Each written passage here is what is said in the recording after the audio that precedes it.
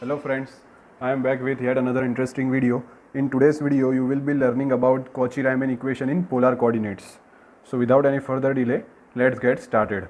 But before that, I had given a sum in previous video that I had told you to solve. Okay. So I will give the solution for this sum which I had given in the previous video. So here it is the sum, that is, check f of z is equals to z square plus 2z plus 1 into e raised to x plus iy is analytic or not. Okay, so let's solve. So the solution will be, here as f of z is equals to z square plus 2z plus 1 into e raised to x plus iy. So now let h of z is equals to z square plus 2z plus 1 and g of z equals to e raised to x plus iy. Now as we know that z is equals to x plus iy, so we can replace x plus iy with z. So e raised to x plus iy equals to e raised to z, since z is equals to x plus iy. Okay, so it is g of z.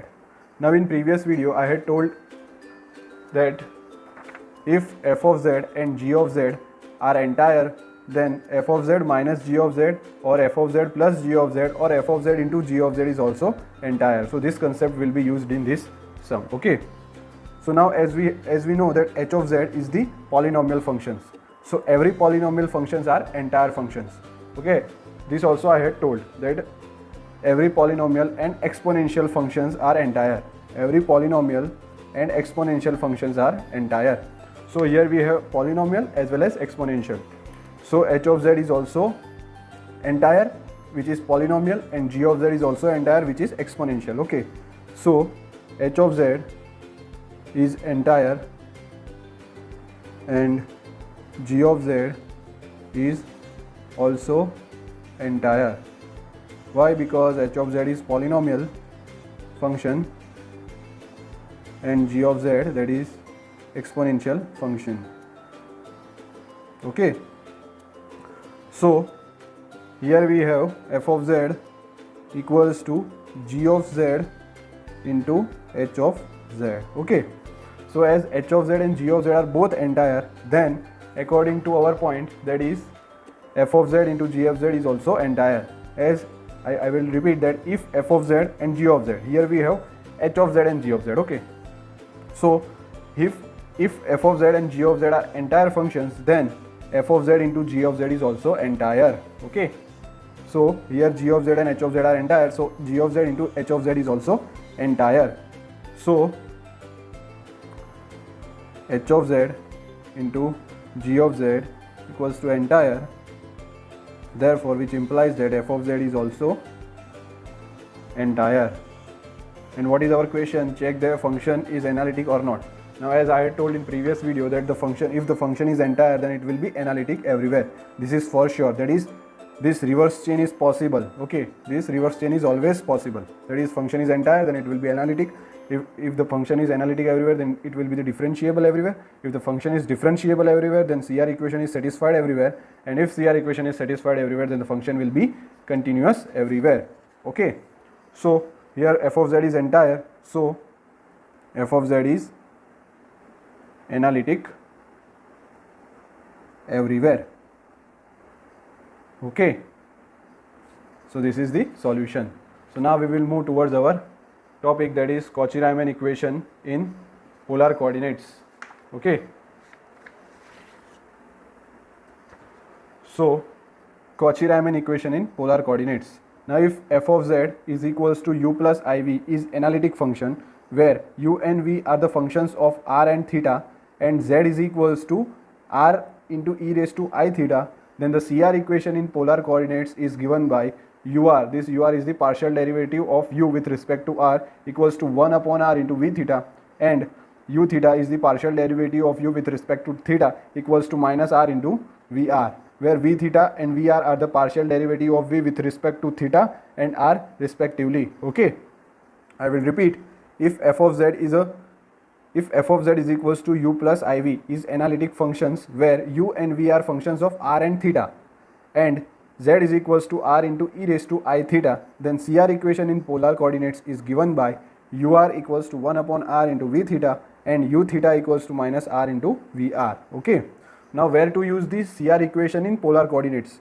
Okay, in which type of sums we can use this CR equation in polar coordinates? So if the given function is in the form of z raised to 1 by 2, z raised to 3 by 2 or 1 upon z, etc., then we can use the CR equation in polar coordinates. Okay, if you find the question like this, that means the function given in the question is in the form of z raised to 1 by 2, z raised to 3 by 2 or z or 1 upon z cube or anything else, then we can use the CR equation in polar coordinates. Okay, so we will move towards the sums related to this Cauchy-Riemann equation in polar coordinates. Before sums, I want to tell that how z is equals to r raised to e theta had came. That is how this term had came. Okay, I will show. Now in polar coordinates, we get z is equals to r into e raised to I theta. So I will show that how it had came. In Cartesian coordinates, we will write z is equals to x plus iy. So now we let x is equals to r into cos theta and y is equals to r into sin theta. Let's substitute x and y in above equation. So z is equals to r cos theta plus I into r sin theta. Okay, so it is equals to r into cos theta, r is common, so cos theta plus I sin theta. So as we know, cos theta plus I sin theta can be written as e raised to I into theta. So r is equals to e raised to I into theta. So z is equals to r into e raised to I theta. Also we can write mod z. Okay, mod z is equals to, in Cartesian form we get x square plus y square. This is in Cartesian form. Okay, therefore by substituting x and y as r cos theta and r sin theta, we get mod z is equals to under root r cos theta the whole square plus r sin theta the whole square. Now as r square is common, so taking out of the square root we get r into bracket cos square theta plus sin square theta. Now as we know that cos square theta plus sin square theta equals to 1, so r into 1, so mod z equals to r. Okay, which implies that mod z is equals to r. So this is in polar form.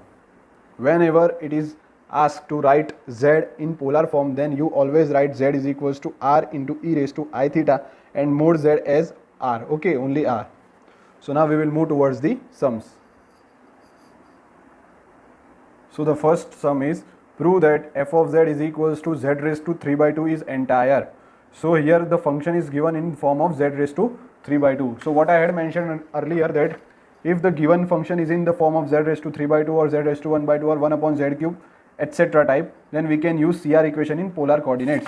So we will use CR equation in polar coordinates. That means solution will be according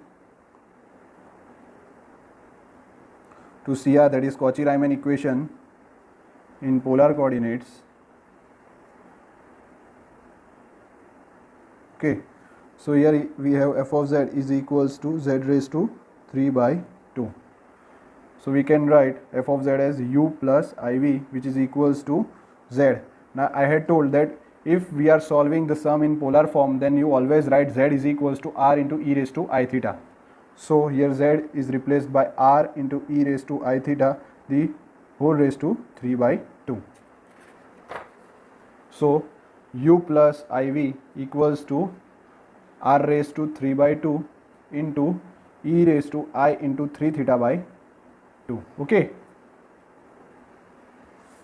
so now u plus iv equals to r raised to 3 by 2 into bracket cos 3 theta by 2 plus I sin 3 theta by 2, because since we know that e raised to I theta is equals to cos theta plus I sin theta.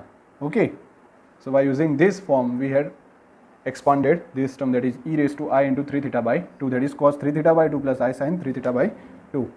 Now separating the real term and imaginary term. Okay, so u equals to r raised to 3 by 2 into cos 3 theta by 2, comma v is equals to r raised to 3 by 2 into sin 3 theta by 2. So we had separated the real term and the imaginary term. Okay, so now we will partial differentiate it.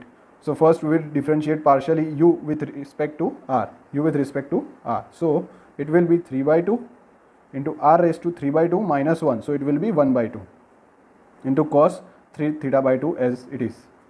We will again differentiate u with respect to theta. So u theta is equals to r raised to 3 by 2. What is the differentiation of cos theta? It is minus sin 3 theta by 2. And what is differentiation of 3 theta by 2? It will be 3 by 2. So minus 3 by 2 into sin 3 theta by 2. I hope you understood. Now we will differentiate v with respect to r. So it will be 3 by 2 into r raised to 1 by 2 into sin 3 theta by 2 as it is. V theta is equals to, we will differentiate v with respect to theta. So v theta equals to r raised to 3 by 2 as it is. And what will be the derivation of sine? It will be cos. And what will be the derivation of 3 theta by 2? It will be 3 by 2. So 3 by 2 into cos of 3 theta by 2. So now what is the CR equation in polar coordinates? That it is ur equals to 1 upon r into v theta and u theta equals to minus of r into vr. Okay, so we will see that it verifies here or not. Now first we will check ur and v theta. So in ur we have 3 by 2, here also we have 3 by 2. Okay, so this is satisfied. We have cos 3 theta by 2, cos 3 theta by 2, and we want the difference of 1 upon r. So here we have r raised to 1 by 2 and here we have r raised to 3 by 2. So here we have the difference of 1 upon r. So ur equals to 1 upon r into v theta is satisfied. If you had not understood this method, then we can also put, so I will show here, put ur 3 theta by 2 into r raised to 1 by 2 into cos 3 theta by 2, and v theta, put ur and v theta in this equation. Okay, so v theta is r raised to 3 by 2 into 3 by 2 cos 3 theta by 2. Okay, now here 3 by 2 gets cancelled, cos 3 theta by 2 gets cancelled, here r raised to 1 by 2, here r raised to 3 by 2 divided by r. So it will go up, so it will be r raised to 3 by 2 minus 1. So r raised to 3 by 2 minus 1 will be r by 2. So r by 2. So this equation is satisfied. Means we have ur equals to 1 upon r into v theta. Okay. Similarly, we check for u theta equals to minus r into vr. So here we have r raised to 3 by 2. Here we have r raised to 1 by 2. So we have a difference of r. Okay. Here we have sin 3 theta by 2 and here also we have sin 3 theta by 2. And we want a negative sign. So here it is a negative sign. So the equation u theta equals to minus r into vr, this equation has also satisfied. Okay, that is u theta equals to minus r into vr. If you had not got this method, then you can also put u theta and vr in this equation, and if this both the sides get satisfied like this, then you have u theta equals to minus r into vr. Okay, so according to this question, ur equals to 1 upon r into v theta and u theta equals to minus r into vr. So CR equation is satisfied. So we will write CR equation satisfied everywhere. For every value of r and theta, the above two equations are satisfied. Okay. Now as we can see, in ur, u theta, vr and v theta, we don't have any variable. Okay. We don't have any variable. I am telling that variable, not a constant term. We don't have any variable in the denominator. So ur, u theta, vr and v theta are continuous everywhere. Ur, u theta, vr and v theta are continuous everywhere. So as CR equation is satisfied everywhere and ur, u theta, vr and v theta are continuous everywhere, we have function differentiable everywhere. So f of z, the given function, is differentiable everywhere. Differentiable everywhere. Now as the function is differentiable everywhere, the given function is entire. So the function f of z is entire. So our question was to prove that f of z is equal to z raised to 3 by 2 is entire or not. So we had proved it. So f of z is entire. Okay. So now we will move towards the next sum. So the next sum is prove that f of z is equals to 1 upon z cube is not analytic at z equals to 0. So here the function is given in 1 upon z cube. So we will again use the polar coordinates, that is CR equation in polar coordinates. That means according to CR equation in polar coordinates, we will solve the sum. It is not necessary to write this in exam. I am writing for your understanding only. Okay.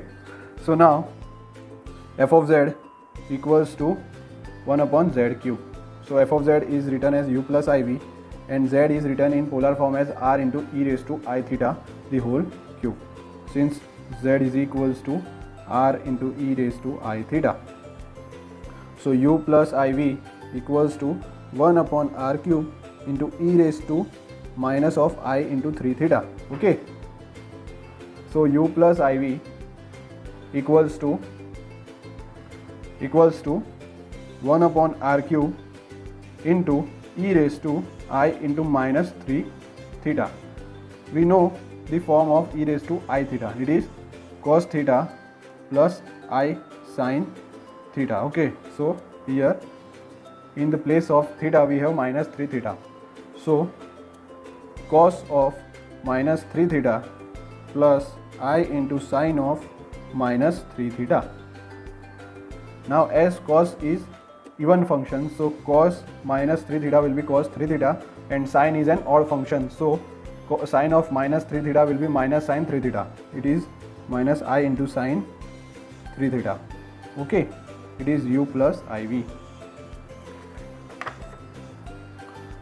So now by separating the real and imaginary part, we get u equals to 1 upon r cube into cos 3 theta, and v equals to minus 1 upon r cube into sin 3 theta. Okay. So now we will partial differentiate the u with respect to r. Okay. So ur equals to minus 3 into r raised to minus 4 into cos 3 theta as it is. We will differentiate u with respect to theta also. So u theta equals to 1 upon r cube into, what is the differentiation of cos 3 theta? It will be minus 3 sin 3 theta. Minus 3 sin 3 theta. So now we will differentiate u with respect to r. So ur will be minus into minus 3 r raised to minus 4 into sin 3 theta, and v theta equals to, we will differentiate v with respect to theta. So we get v theta equals to minus 1 upon r cube into, what is differentiation of sin 3 theta? It will be 3 cos 3 theta. Okay. So this can be written as 3 upon r raised to 4 sin 3 theta. So I will again write ur equals to minus 3 upon r raised to 4 into cos 3 theta. U theta equals to minus 1 upon r cube into 3 sin 3 theta, and Vr equals to minus minus plus, so we get 3 upon r raised to 4 into sin 3 theta, and V theta equals to minus 1 upon r cube into 3 cos 3 theta. Okay. So we will see that CR equation is satisfied or not. Here we have minus, here also we have minus. Okay.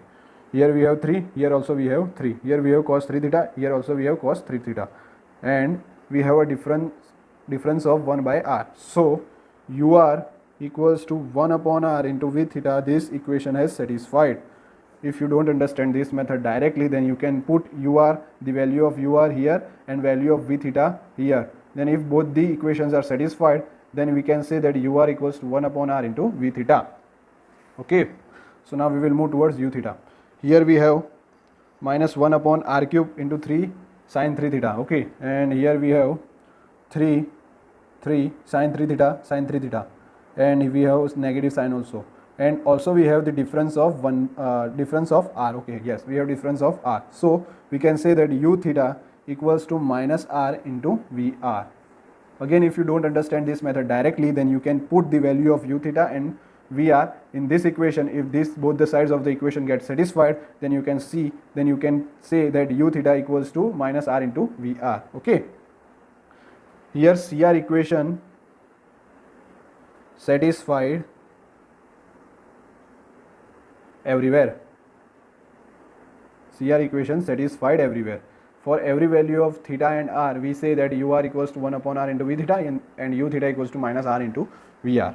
But the continuity of ur, u theta, vr and v theta are not everywhere, because we have a variable in denominator, that is r.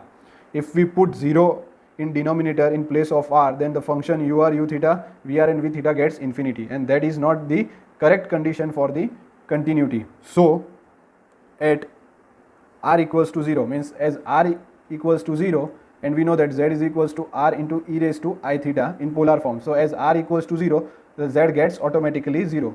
So at z is equals to 0, indirectly it is the r equals to 0. So at z is equals to 0, ur,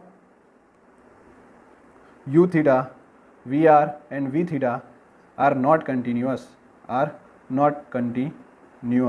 or we can say that, or ur, u theta, vr and v theta are continuous